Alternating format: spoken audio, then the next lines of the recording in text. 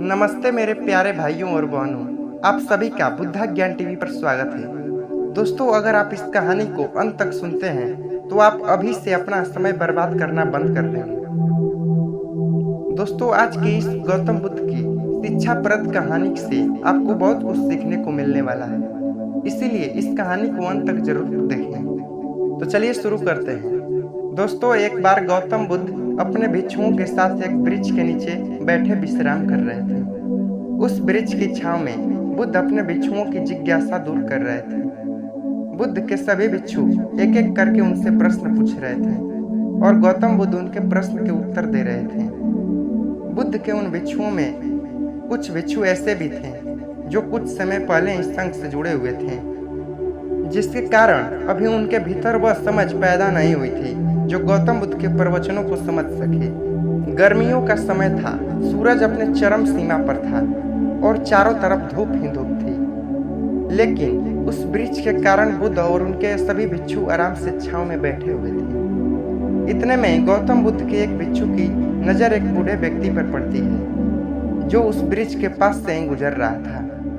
वह भिक्षु उस बूढ़े व्यक्ति को देखकर अचानक से ही हंसने लगता है। उस बूढ़े व्यक्ति की उम्र बहुत ज्यादा हो गई थी, जिसके कारण उसकी कमर मुड़ गई थी। उस बूढ़े व्यक्ति के हाथ में एक डंडा था, जिसका सहारा लेकर वो बूढ़ा व्यक्ति अपने मंजिल तक पहुंचने का प्रयास कर रहा था। उस बूढ़े व्यक्ति का शरीर केवल हड्डियों का ढांचा मात्र था।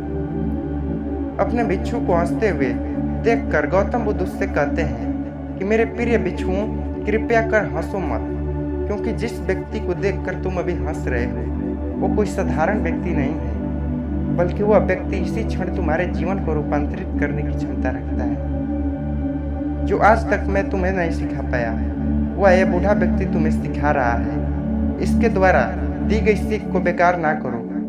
बुद्ध की ये बात सुनकर वह भिक्षु बुद्ध से कहता है कि मुझे क्षमा करें बुद्ध, पर मुझे ये समझ नहीं आ रहा है कि जो एक बूढ़ा व्यक्ति जो खुद अपने शरीर और बीमारियों से लाचार है, वो मुझे क्या सिखा सकता है। फिर बुद्ध उस भिक्षु से कहते हैं कि ये बूढ़ा व्यक्ति तुम्हें तुम्हारा भविष्य दिखा रहा है। जिस बुढ़ापे को और लाचारी को देखकर तुम अभी हंस रहे हो, वो बुढ़ापा और लाचारी तुम्हारे जीवन में भी आने वाली है।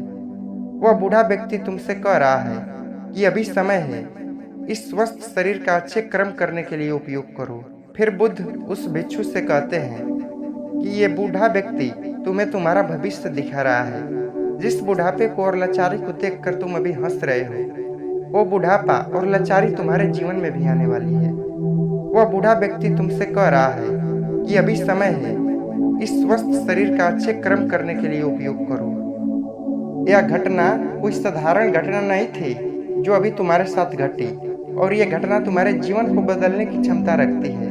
ठीक इसी तरह की घटना ने मेरा जीवन बदला था, और इस तरह की घटना के कारण ही मैं आज बुद्ध हूँ।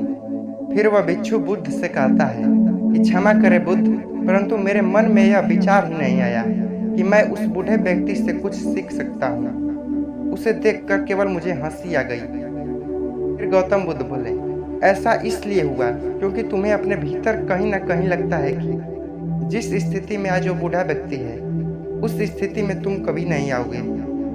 जिस बुढ़ापे का और लाचारी का सामना आज वो बूढ़ा व्यक्ति कर रहा है, तुम्हें लगता है कि उसका सामना तुम कभी नहीं करोगे, इसीलिए तुम उस बूढ़े व्यक्ति को देखकर हंस पाए।